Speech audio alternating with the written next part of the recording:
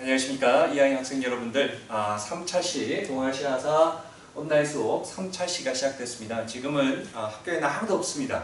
경비 아저씨와 선생님 2명밖에 없는데, 선생님이 미리 좀 영상을 찍었으면 좋았을 텐데 찍지를 못해서 오늘 밤에 마이사기 막 올라온다고 하는데 혼자 남아서 이렇게 영상을 찍게 되었습니다. 조금은 좀 얼씬연스럽고 또 한편은 조금 무섭기도 한데 빨리빨리 끝내고 수업 동영상을 탑재해야 되니까 자, 시작해 보겠습니다. 자, 오늘은요 먼저 문제 하나를 먼저 풀고요 진도를 좀 나가보도록 하겠습니다. 자, 먼저 문제를 보시면요, 다음 자료가 작성된 시기의 상황으로 옳은 것은 이라고 얘기했습니다. 그럼 이 지문에서 얘기하고 있는 그러한 시기는 언제를 얘기하는지를 보시면 되겠네요. 그렇죠? 회의가 열렸을 때 우리가 희망하고 경주가 것은 세 개의 회의가 열렸을 때, 그러니까 이 회의, 요라는 키워드네요. 자, 경축한 것은 세 개의 정의가 있고 인도가 있고 공리가 있다는 것이 아니겠습니까? 칭따오를 돌려주고 칭따오, 이 산둥성의 칭따오 저번 시간에 배웠죠? 돌려주고 중국과 일본 사이의 밀약이나 군사협정뿐 아니라 기타 불평등 조약까지 취소하는 것이 바로 공리이고 정의입니다. 싼뚱이 망하면 중국도 망합니다. 그리고 여기 핵심 키워드 나왔죠? 베이징 학생계 선언이라고 하는 출처가 여기에 제시되어 있습니다. 위의 내용들을 다 조합해 봤을 때 이 내용은, 이 회의라는 것은 우리가 무슨 회의를 얘기하는 겁니까? 파리 강화회의를 얘기하는 거고요.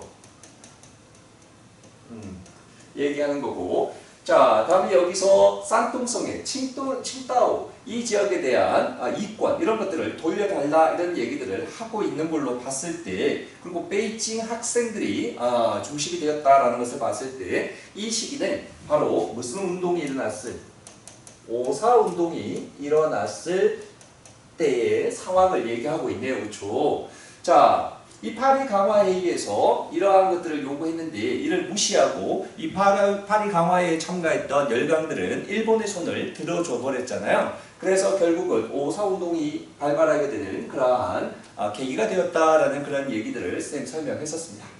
자, 이 시기는 5.4 운동의 상황을 얘기하는 겁니다. 찾아보면 되겠죠? 러시아가 삼국 간섭을 일으켰다. 삼국 간섭이라는 것은 바로 1895년에 러프독 세 나라가 일본에게 야오툰 반도를 다시 청나라에게 돌려줄 것을 이때 강제적으로 강압했던 그러한 사건이 삼국 간섭이었잖아요. 반면에 우리가 5.4 운동은 1919년에 일어난 일이니까 시기적으로 굉장히 다른 그러한 것을 알 수 있고요. 국공합작을 요구하는 주장이 제기되었다. 국공합작은요, 오늘 우리가 공부할 텐데요. 이 국공합작은 제1차 국공합작은 1924년에 일어난 거고요. 그럼 제2차 오늘 다 공부할 겁니다. 제2차 국공합작은 1937년에 제2차 국공합작이 일어나게 됩니다. 그러니까 이 5.4 운동 이후에 있었던 그런 얘기다라는 걸 알 수 있고요. 다음에 부총멜량이라는 구어가 나왔네요. 쌤이 이거 중요하다고 얘기했죠. 반외세 운동이 확대되었습니다. 청나라를 도와서 서양 세력을 멸망시키자, 몰아내자라고 하는 반외세적 성격이 굉장히 강했던 운동이 바로 뭐였습니까? 의화단 운동이죠. 이 의화단 운동에 대한 설명을 하고 있는 것이고요. 이거는 1899년에 의화단 운동이 일어났으니까 5.4 운동보다 한참 이전에 있었던 얘기고요.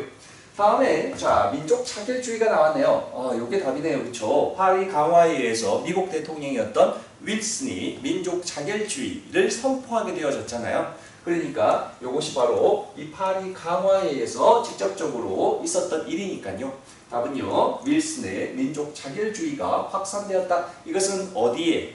국가들만, 패전국의 국가들만 해당하는 것이었고 승전국의 그러한 식민지들에게는 해당 사항이 없었다. 이런 얘기 했었고요.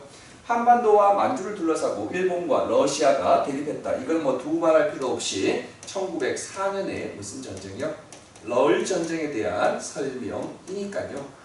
자, 이 5.4 운동 시기, 1919년 5.4 운동 시기의 상황으로서 파리 강화회의가 개최되어졌고, 이 파리 강화회에서 미국의 윌슨 대통령의 민족 자결주의가 선포되어지고 이것이 패전국의 국가들에게 확산 적용되었다. 이런 설명입니다. 다음 페이지요. 다음 문제 하나만 더 볼게요. 자, 미줄친 운동에 대한 설명으로 옳은 것은 라고 얘기했습니다. 핵심 키워드는 이 운동이네요. 무슨 운동인지 살펴보면 되겠습니다.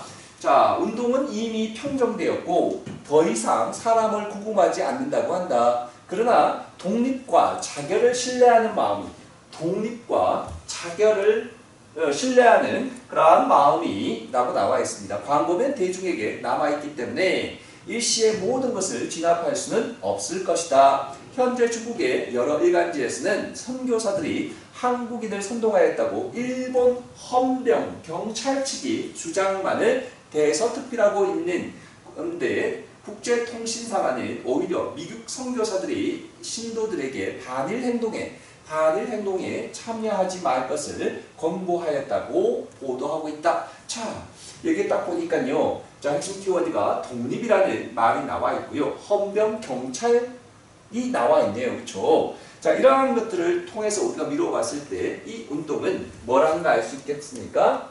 3.1운동이다 라는 것을 미루어 추정해 볼 수가 있겠네요. 그렇죠? 자, 3.1운동 1919년에 3.1운동에 대한 설명인데요. 자, 먼저 1번부터 한번 보겠습니다. 제국의회가 구성되는 토대가 되었습니다. 이렇게 얘기했네요. 이 제국의회라는 것은요, 일본에 대한 얘기인데요. 우리가 공부했었잖아요. 1889년에 대일본 제국 헌법, 일명 무슨 헌법이요? 메이지 헌법이 반포되어지고, 반면에 그 다음 해인 1890년에 제국의회가 구성되었다라고 하는 일본에 대한 그 내용입니다. 일본에 대한 그 내용이죠. 대일본 제국헌법이 만들어지고 그 다음 해에 일본의 의회가 구성되어졌는데 그 의회가 제국의회다라는 걸 얘기한 거고요. 8개국 연합국의 출병으로서 이 운동은 실패했습니다. 8개국 연합군의 출병으로 실패한 것은요, 바로 뭐였습니까? 의화단 운동에 대한 설명입니다. 이거는 3.1운동과는 관련이 없는 내용이고요. 다음에 제1차 국공합작의 성립으로 이루어졌다. 자, 이것은 5.4운동 이후에 오늘 배울 겁니다. 제국주의 및 군벌 타도를 목적으로 해서 이때 제1차 국공합작이 1924년에 선생님이 제1차 국공합작이 이루어졌다라고 얘기했잖아요. 자, 성립으로 이어졌다. 안 되는 얘기고요. 중국에 대한 얘기니까요. 이거는 우리 3.1운동과는 관련이 없는 거네요. 을사조약의 체결에 반발하여서 전개되어졌다. 을사조약의 체결에 반발해서 전개된 것은요, 크게 두 가지의 독립운동의 흐름이었다라는 설명을 저번 시간에 했었는데요. 하나는 바로 무슨 운동이었고, 교육과 산업에서 힘을 키우자라고 했던 애국계몽운동이었고, 이 애국계몽운동의 가장 대표적인 단체가 바로 신민회라는 단체 기억하시죠? 다음요. 자, 또 하나는 무력투쟁을 통해서 일본으로부터 독립을 해야 된다고 얘기하는 바로 의병운동이었습니다. 자, 이 두 가지를 설명하고 있는 것이고요. 다음에 3.1운동 결과 대한민국 임시정부가 수립되는 계기가 되었다. 이게 답이네요. 그렇죠? 여러 개로 흩어져 있던 독립군 세력들을 상하에 있는 대한민국 임시정부 세력으로 하나로 집결시키는 그런 역할을 했었다. 이 외에도 일제의 통치 방식이 무당 통치에서부터 무슨 통치로요? 문화 통치로 바뀌는 데 영향을 주었고요. 또 하나 중국의 5.4운동에도 큰 영향을 주었던 것이 바로 3.1운동이었다라는 설명을 저번 시간에 했었습니다. 또 하나 더 굳이 얘기하자면 그 전에는 지식인 중심의 독립운동이었다면 3.1운동을 겪고 난 다음에 노동자, 농민, 학생 이와 같이 독립운동에 이끌어갔던 세력들이 더욱더 확산되어져 갔다라는 거, 확대되었다는 거, 그것이 또 하나의 특징이다라는 그런 설명을 했었고요. 자, 오늘 우리가 볼 부분의 첫 번째는요, 국공합작인데요. 여러분들 어제 본 학습지 중간에 아마 조금 비었을 겁니다. 그 부분들을 마저 채우고 또 진도를 나가보도록 하겠습니다. 자, 요 부분은 우리가 저번 시간에 학습지 중에서 중간에 좀 비어서 여러분들이 조금 이게 뭐지? 라고 생각했을 부분이 있었을 겁니다. 그 부분을 한번 같이 채워보고 설명해보고 넘어가도록 하겠습니다. 선생님이 이렇게 얘기했었습니다. 저번 시간에 우리가 5.4운동 이후에 중국 국민당, 순원이 세웠던 중국 국민당이라는 정부가 당이 세워졌고요. 또 하나가 천두슈가 중심이 돼서 1921년에 중국 공산당이 성립됐다라고 얘기했었습니다. 그래서 중국 내에서는 순원이 이끄는 중국 국민당과 또 천두슈가 이끄는 중국 공산당이 만들어져 있었는데요. 이 순원에서 얘기했던 중국 국민당은 자본주의 체제를 추구하는 그러한 당이었고, 반면에 이 천두슈의 공산당은 말 그대로 공산주의를 이상으로 추구하는 그러한 당이잖아요. 그래서 이상이 다른 굉장히 중국의 미래를 자본주의 국가로 갈 것인가 아니면 공산주의로 갈 것인가, 이 두 세력이 어떻게 보면 나누어져 있었고, 그런데 자, 이 두 세력이 국민당과 뭐가요? 공산당이 합작 힘을 어떻게 했다고요? 모아서 북벌을 했다, 이런 얘기하고 있는 겁니다. 남쪽에서부터 북쪽으로 정벌해 나갔다, 이런 얘기죠. 이때 북벌이라고 하는 것은 왜 북벌이라고 얘기하는지 좀 이따가 지금 이제 설명해 보려고 합니다. 자, 앞전에 우리가 문제를 풀 때 제1차 국공합작이라는 얘기가 나왔죠. 자, 제1차 국공합작입니다.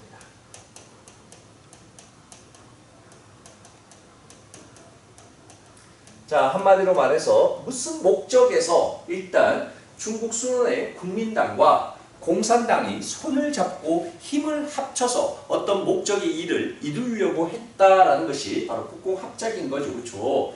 자, 여러분들 좀 기억하셔야 됩니다. 한국사나 지금 우리가 보는 동아시아, 중국사 다 마찬가지로 1920년에 소련의 영향을 받아서 이 중국에도, 우리나라도, 일본에도 사회주의가 굉장히 많이 확산되어져 가는 것이 유행처럼 번져갔던 시대가 1920년대입니다.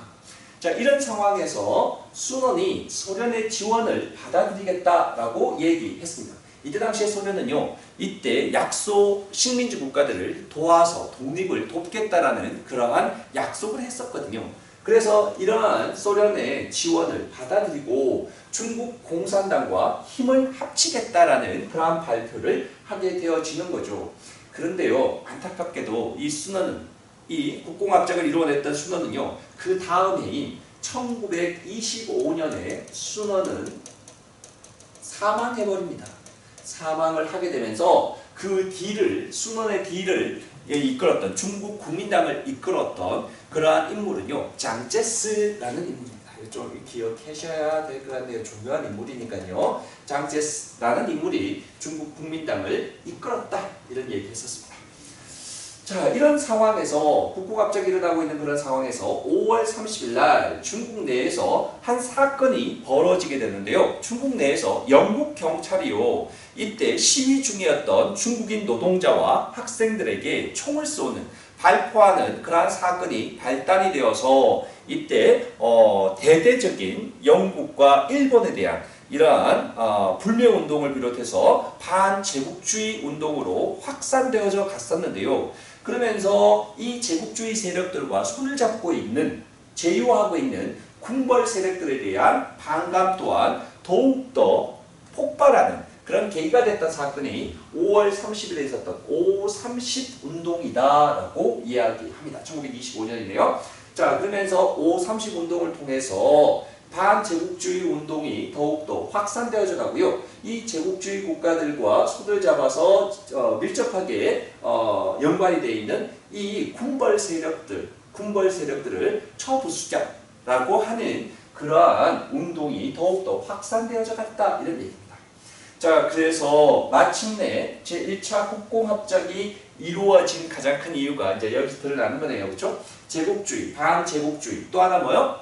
반군벌을 위한 그러한 운동이 벌어지게 되는데, 자, 먼저요, 이때 북벌이라고 얘기했잖아요. 이때 북벌이라는 것은 밑에서부터 위로 차근차근 여러 곳으로 흩어져서 지방을 점령하고 있던 이 군벌 세력들을 점령해 나가는 그러한 과정들을 우리가 북벌이라고 이야기합니다. 이걸 또 다른 말로는 우리가 이렇게 얘기하기도 합니다. 국민혁명이라고 얘기합니다. 국민혁명 또는 뭐라고 얘기한다고요? 요 말인을 또 다른 말로 우리가 북벌이라고 이야기하기도 합니다. 자, 국공합작을 이룬 국민혁명군의 북벌이 1926년에 시작되었습니다. 이때 누가 중심이 돼서요? 짱제스가 중심이 돼서 이때 북벌을 시작하게 되어졌던 겁니다. 북벌의 대상은 누구였다고요? 제국주의 국가들과 손을 잡고 있는 어떤 애들, 군벌 애들을 얘기하는 겁니다. 군벌을 타도하기 위해서 북벌이 단행되어졌던 겁니다. 그래서 먼저 남쪽에서부터 난징과 상하이의 군벌들을 차츰차츰 점령해 나갔던 거죠. 그런 과정에서 북벌을 하는 과정에서요. 이 짱제스는요. 4월 12일 날 쿠데타를 일으키면서 짱제스가 중국에 있는 공산당을 탄압하기 시작합니다. 자, 이 짱제스는 좀 같은 국민당이 순원과 같은 국민당에 속해 있었지만 특히 이 공산당과에 대한 반감이 순원에 비해서 굉장히 강했던 인물이라고 얘기합니다. 그래서 이 북벌이 진행되는 과정에서 이 공산당과 손을 잡았던 그 국공합작을 뒤로하고 되려 공산당을 탄압하는 그런 일이 벌어지게 되어지는 거죠. 자, 공산당은 이때 짱제스의 세력보다는 세력이 좀 미비하고 약했기 때문에 결국은 탄압을 받을 수밖에 없었던 거고요. 난징에서 국민당 그리고 난 다음에 공산당은 이 국민혁명군에서 내쫓고 난징에 국민정부를 짱제스가 수립하게 되어집니다. 그리고 난 다음에 국민당 세력으로만 마침내 뭐까지 점령한다고요? 베이징까지 점령하게 되어지는 거죠. 이때 당시에 베이징의 군벌이 누구였냐면요. 장쩌린이라는 인물이 베이징의 군벌로서 세력이 제일 강력했던 인물이었거든요. 자, 그래서 이러한 장쩌린마저 점령하게 되면서 마침내 1928년에 북벌을 완성하고 국민혁명을 완성하고 마침내 아래쪽에서부터 위쪽까지 모든 군벌들을 타도하게 되어지면서 중국을 하나로 통일을 하게 되는 그러한 역사적인 큰 이러한 사건을 우리가 국민혁명이다라고 이야기합니다. 다시 한번 정리해 보겠습니다.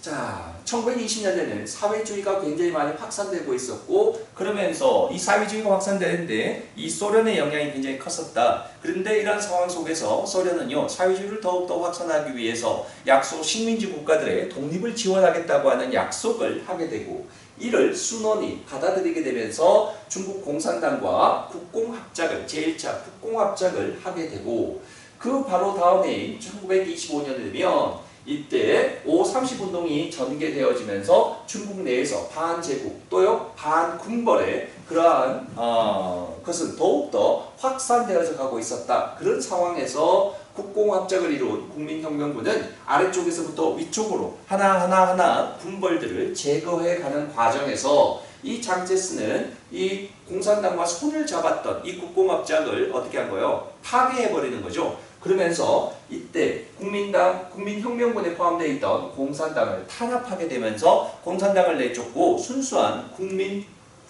국민당만의 짱제스의 중국 국민당만의 그런 국민당 정부를 수립하게 되고 마침내 제일 강력했던 군벌이었던 베이징의 군벌 장쩌린마저 점령하게 되면서 1928년에 북벌을 완성하게 되면서 군벌을 완전히 타도하고 중국을 하나의 중국으로 통일을 달성하게 되는 그 사건을 우리는 국민혁명 또는 북벌이라고 이야기합니다. 좀 복잡했나요? 좀 여러분들 좀 이해해 주시면 좋을 것 같습니다. 다음 페이지 넘어가 보겠습니다. 다음요, 1920년대의 민족운동인데요. 자, 1920년대 민족운동은요, 우리가 좀 전에 1919년에 3.1운동 이후에 우리의 민족운동을 얘기하는 거네요. 그렇죠? 자, 첫 번째는요, 실력 양성운동입니다. 이거는 파란 걸로 쓸까요? 파란 걸로 좀 써보겠습니다. 자, 먼저 실력 양성운동.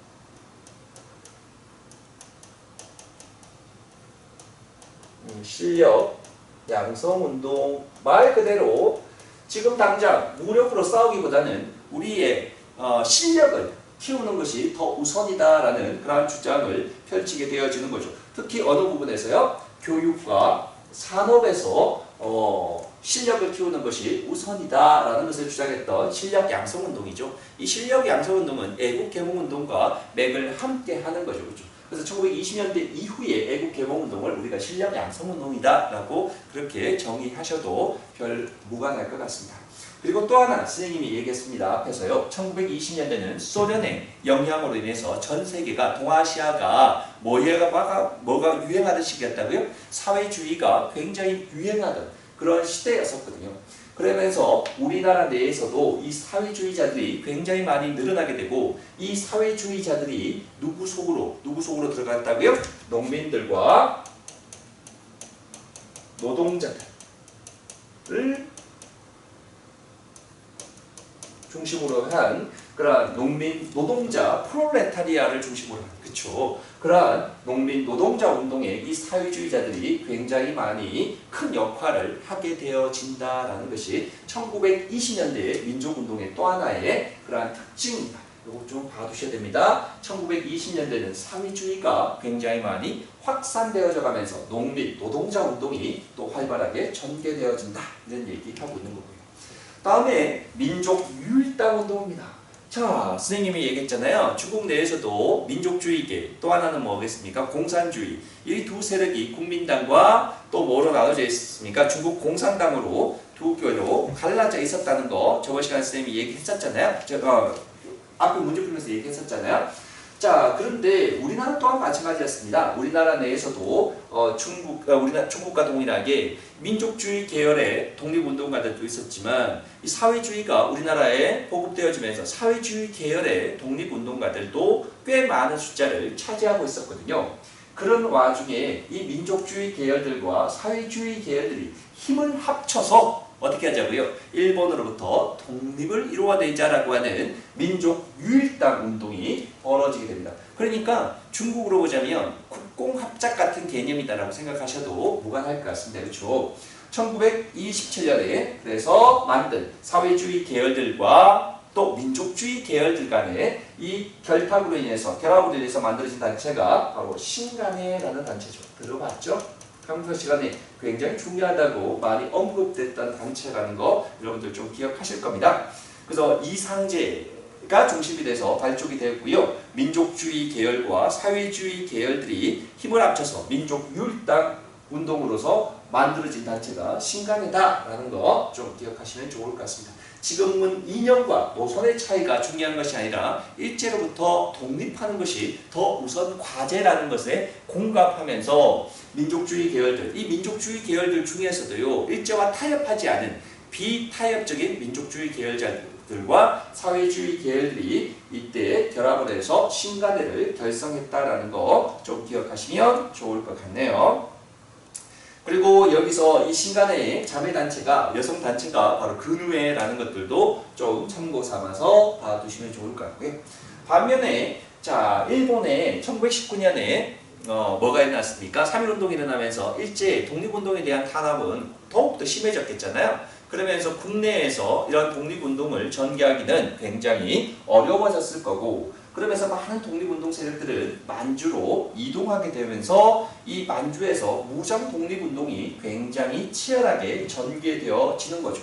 대표적인 두 전투가 여러분들 잘 알고 있는 영화도 만들어졌죠. 봉오동 전투라고 하는 전투가 1920년에 자 누구를 중심으로 했어요? 대한독립군의 홍범도 장군을 중심으로 해서 봉오동 전투에서 일제에 맞서서 큰 승리를 거두어졌고요. 반면에 또 그와 못지않은 또 여러분 잘 알고 있는 청산리 전투가 또 1920년에 김자진 장군이 중심이 돼서 일제에게 큰 승리를 거두었던 이 만주에서 일제에 맞서서 큰 승리를 거두었던 무장 독립운동 두 개의 좀 전투를 좀 기억해 두시면 좋을 것 같습니다. 다음 페이지요. 다음에 이제 베트남으로 넘어왔는데요. 베트남은 저번에 선생님이 다 설명했던 부분들을 또다시 언급하게 되어졌네요. 잠시만요. 선생님. 자, 베트남의 독립운동 같은 경우는 여러분들 선생님이 다 설명했던 거니까 빨리빨리 또다시 한 3번 정도 나온 것 같습니다. 그렇죠? 자, 베트남의 독립운동 가장 대표적인 인물은 판보이저우죠. 판보이저우.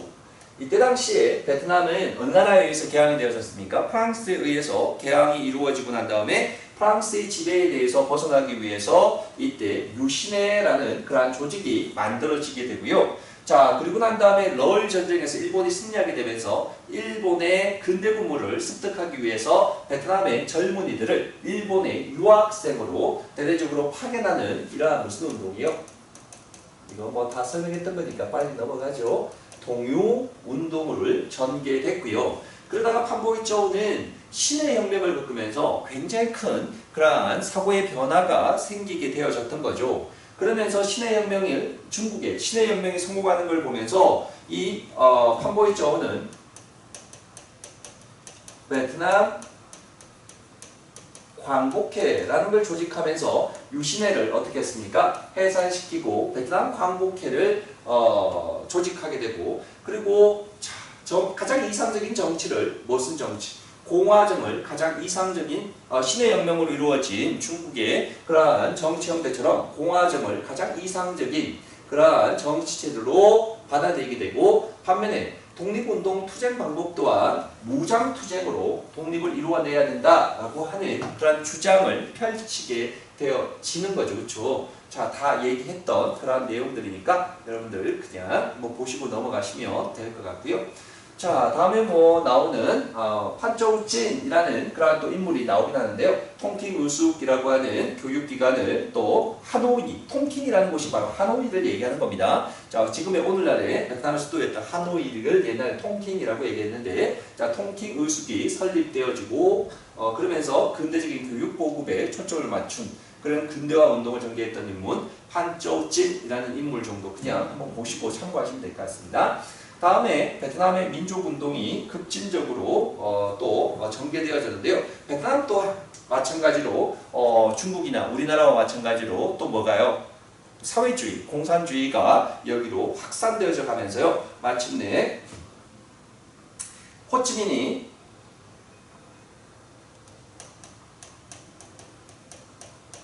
호치민의 베트남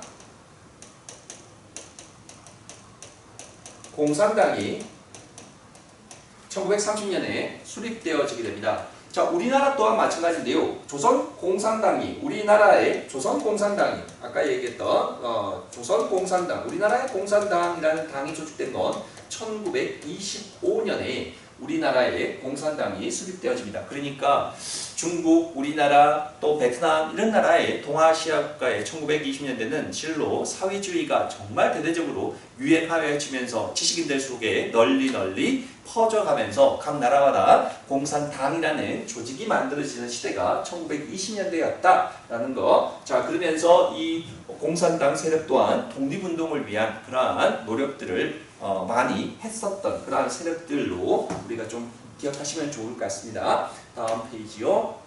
몽골은 신의 혁명 이후에 우리 설명했습니다. 그렇죠? 자, 러시아의 도움을 받아서 독립을 선언했습니다. 그러다가 중국의 반발과 또 카르타 협정 이런 것들이 촉결되어지면서 북몽골의 자치만 인정했지 독립을 인정하지 못했다 이런 얘기죠. 그러다가 담딘 수바트라라는 그러한 인물이 중심이 돼서 뭐 이거 그냥 조금 여러분들 좀 그냥 눈에 익혀두시면 좋을 것 같습니다. 담딘 바타라인데요. 자, 소련의 도움을 받아서 이 인물이 중심이 돼서 발음이 좀 힘드네요. 담딘 바타르, 네, 그렇죠? 담딘수 바타르가 소련의 도움으로 독립을 마침내 1921년에 쟁취하게 되면서 몽골 인민공화국이, 인문이 아니라 미안합니다. 여기 못하났네요. 인민공화국이 건국되게 됐고, 이 몽골이 소련에 이어서 세계의 두 번째 공산주의 국가가 만들어지게 된 것이 바로 몽골이었던 겁니다. 좀 굉장히 여러분들 생소하죠. 어쨌든 자, 그러한 내용들을 그냥 좀 참고로 좀 봐두시면 좋을 것 같고요. 다음에 자, 침략 전쟁의 확대, 자, 2차 세계대전과 관련되는 이제 내용들이 이제 서서히 나오는데요. 자, 한번 보겠습니다. 대공황과 일본의 만주 침략이라는 내용이 나오는데 대공황부터 한번 보겠습니다. 1929년에 대공황이 발생했습니다. 1차 세계대전 이후에 자, 세계 모든 경제의 중심은 미국으로 넘어가게 됐죠. 그러면서 미국이 경제적으로 엄청나게 번영되어지는 그러한 시대가 1차 세계대전 이후에 미국이었습니다. 그래서 1차 세계대전 이전에 세계에서 제일 강대강 국가는 바로 누가 뭐라고 해도 산업혁명 이후에 영국이었잖아요. 그러다가 이 세계 제1위라고 하는 그러한 것을 내주게 된 게 바로 1차 세계대전이죠. 1차 세계대전을 겪으면서 미국이 급부상하게 되면서 세계 제1위의 국가로 급부상하게 되어집니다. 이러한 세계 경제 1위 미국이 과잉 생산으로 인해서 공장이 도산나고 주식지산이 폭락하게 되면서 마침내 경제대공황이 미국에서부터 시작되어지게 되어졌던 겁니다. 미국에서 시작됐던 이 경제대공황이 전 세계로 확산되어져 가면서 마침내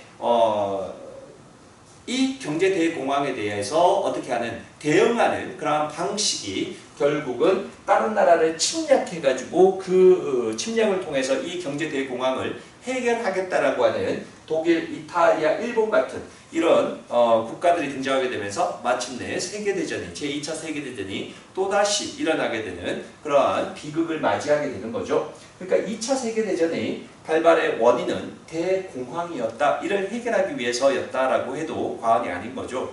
1차 세계대전은 제국주의 국가들 간의 땅 따먹기였다라고 얘기한다면 2차 세계대전은 경제 대공황을 극복하기 위한 그런 하나의 수단으로서 2차 세계대전이 발발하게 되어졌다 이런 얘기 하는데요.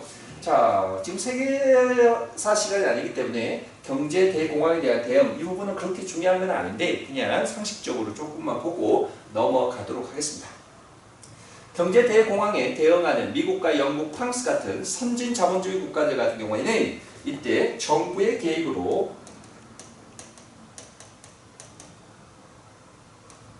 정부가 시장 경제에 적극적으로 개입하면서 이 경제 대공황을 해결하려고 노력했던 거죠.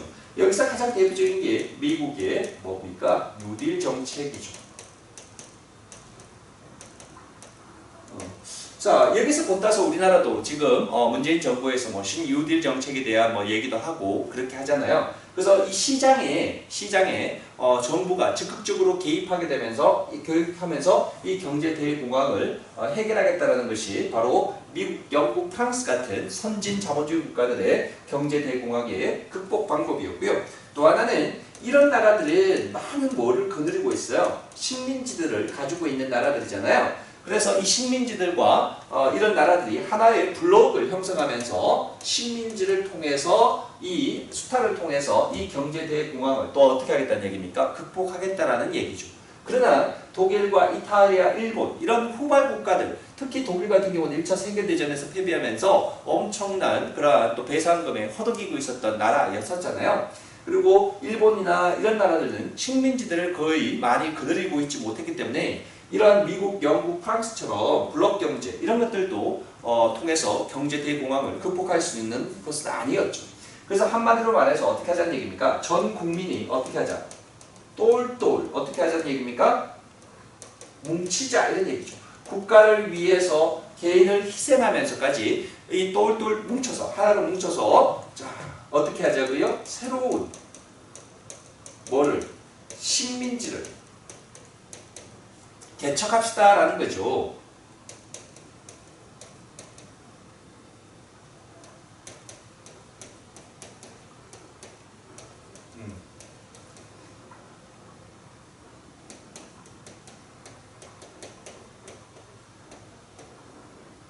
좀 기네요. 그렇죠? 자, 볼게요.